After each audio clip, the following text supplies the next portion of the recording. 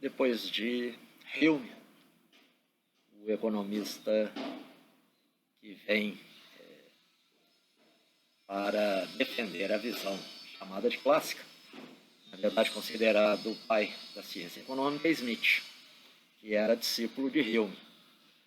E é importante deixar claro que também Smith se manifesta em relação àquela visão de riqueza dos mercantilistas.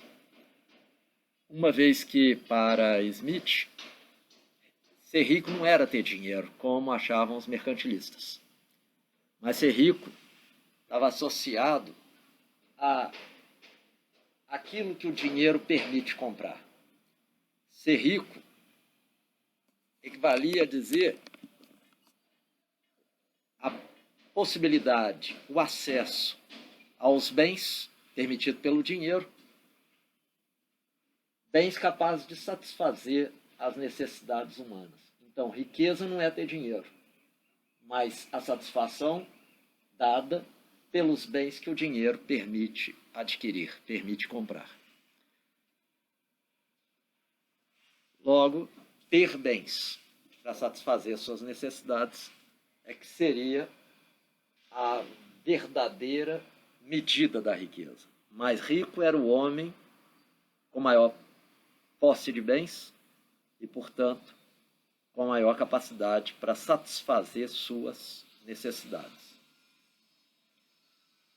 Uma outra ideia importante da gente falar de Smith é de que ele é que vai nos indicar a origem básica da troca, que é a divisão de trabalho.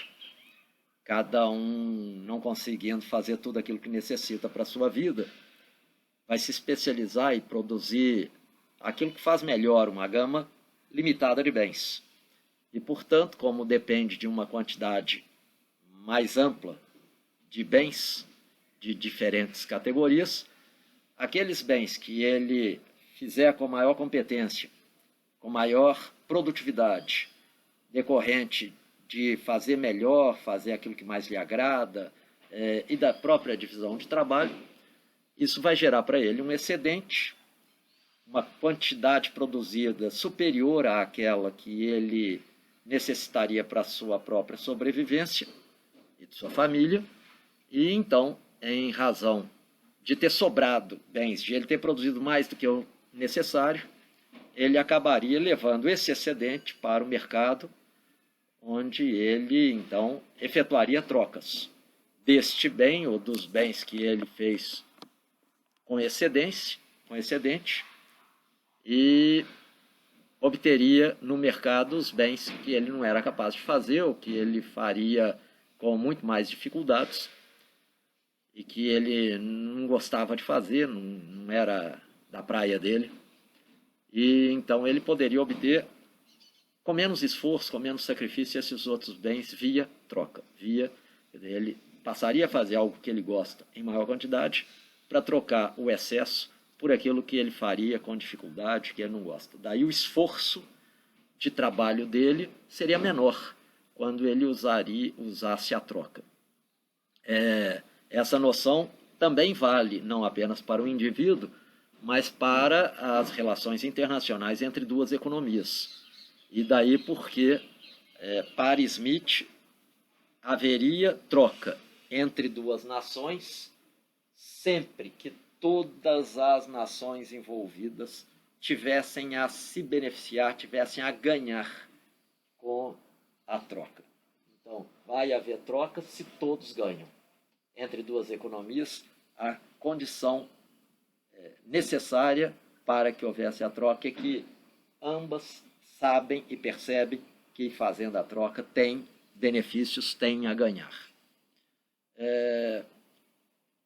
Uma outra questão que é importante também deixar claro é que Smith, para poder mostrar como que os bens podiam ser transformados em bens capazes de se equipararem em termos de valor para que a troca pudesse ser realizada, ele parte da noção que é fundamental na explicação das vantagens absolutas dele, que é a teoria do valor-trabalho. A ideia é lógica e dá para a gente apresentar rapidamente. Se a gente tem, num mundo bastante ainda pouco evoluído, dois homens, um que caça veado, cervo, para fazer com a pele um agasalho, outro que caça urso, também para fazer com a pele agasalho. Os dois usam instrumentos simplistas, mas um usa pedra, um usa tacape, um usa marreta, o outro usa uma lança, usa um galho de árvore que ele faz um afunilamento na ponta e para fazer uma ponta para poder atuar como lança, ou arco e flecha, que também é uma funda, que é aquele bodoque antigo e etc. Então, cada um vai utilizar instrumentos, que a gente poderia chamar aqui de capital, que são completamente distintos. Cada um é diferente do outro. O caçador de cervo é uma pessoa diferente da outra pessoa, que é o caçador de urso. Além do que, depois de abatidos os animais, as peles são completamente distintas. Os instrumentos que cada um vai utilizar para poder tirar, estripar o animal, tirar a pele, curtir a pele, é tudo diferente. E a maneira de cozer a pele, cortar para poder depois dar aquele formato de uma pele protetora, de uma roupa, de uma vestimenta, também é diferente. Então, quer dizer, a matéria-prima não é a mesma, os instrumentos de produção não são os mesmos, o trabalho dos homens é completamente diferente, porque um é sair tentando matar por flechada, por lançada, atirando lança, o outro é quase que lutando, batendo, tendo maior contato com o animal. Então, todo esse tipo de situação nos mostra o quê? Não tem praticamente nada que permita, na pele do urso, na pele do cervo, que a gente perceba alguma unidade comum, aquilo que a gente em matemática falaria, um mínimo divisor comum, algo que pertencendo aos dois pudesse permitir a gente mensurar os dois. É como pegar duas figuras geométricas. Como é que a gente pode comparar as duas figuras, a área das duas figuras? É estabelecendo, transformando todas elas, cortando-as em triângulos, por exemplo, e a partir daí olhando qual é a quantidade de triângulos que cada figura tivesse em seu interior. Aqui é a mesma coisa, só que não estão falando de geometria nem de triângulos. Então, o que nós temos que achar que é comum, tanto na atividade exercida da produção da pele de urso, quanto da atividade exercida da produção da pele de cervo, desde lá a caça. A única coisa que tem em comum, e Smith vai mostrar isso para a gente, é o fato de que ambos são fruto de trabalho. E, portanto, se a gente admite esta ideia e vamos mensurar, que é uma coisa fácil de ser feita, uma vez que os instrumentos de medição do tempo já existiam. Se a gente for mensurar a atividade, nós vamos ver que a única coisa de comum entre a pele de cervo e a pele de urso é que ambas levaram trabalho humano, a pele de cervo gastando 2 horas de trabalho, a pele de urso gastando 4 horas de trabalho. Se é essa a medida correta, quando o produtor da pele de cervo se encontrar com o produtor da pele de urso e sabendo que racionalmente ninguém vai trocar 6 por 10, porque o que tem 10 não vai querer receber menos pelo seu produto, ninguém vai querer trocar, a não ser que seja 6 por meia dúzia. Então, o que nós vamos ter? O cara que produziu pele de urso e que gastou 4 horas nisso, vai querer um tempo de trabalho semelhante na pele de cervo. Só que a pele de cervo é só 2 horas. Então, para chegar às 4 horas da unidade da pele de urso, ele teria que oferecer 2 peles de cervo. Então está aqui dado o tipo de preço relativo. A pele de urso vale 2 peles de cervo. Ou, fazendo o contrário, o inverso, uma pele de cervo dividindo aqui por 2 equivaleria a meia pele de urso, dividindo aqui também por 2. Essa é, então, a utilização que Adam Smith vai fazer da teoria chamada de teoria do valor-trabalho e como a teoria do valor-trabalho, adotando como unidade, como coisa que tem em comum em qualquer bem, é o conteúdo de trabalho que gerou aquele bem, permite, então, pela mensuração do conteúdo de trabalho, estabelecer-se a relação de trocas ou o preço relativo dos 2 bens.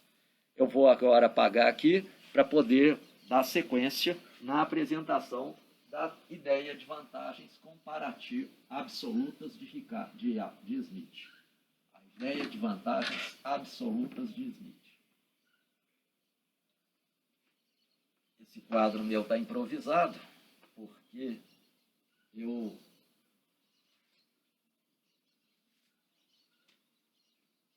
quadro que eu tinha perdeu a capacidade de apagar. Perdeu a capacidade de escrever, não, mas a de apagar o que está escrito, sim. Então, esse daqui também já está indo pela mesma direção.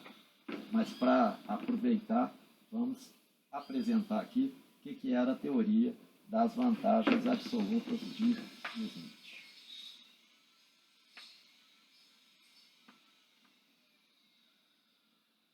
A teoria das vantagens absolutas, só recordando, tem como base o valor-trabalho e tem como base a ideia de que as nações só vão trocar produtos entre si caso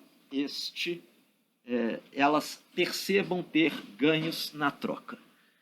Dito isso, então vamos mostrar aqui a questão da vantagem absoluta.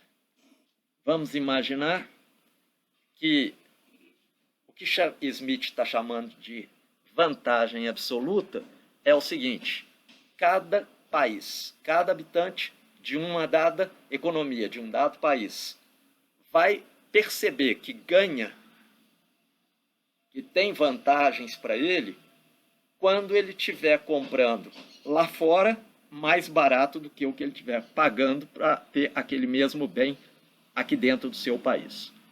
Então, a ideia é de que a vantagem absoluta nos diz que o comércio vai se dar quando for mais barato comprar lá fora do que comprar aqui dentro.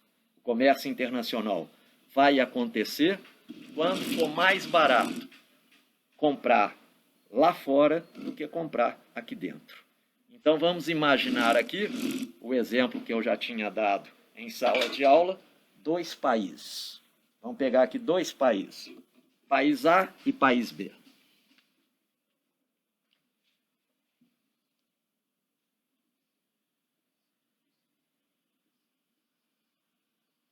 E vamos pegar 2 bens, alimento e tecido.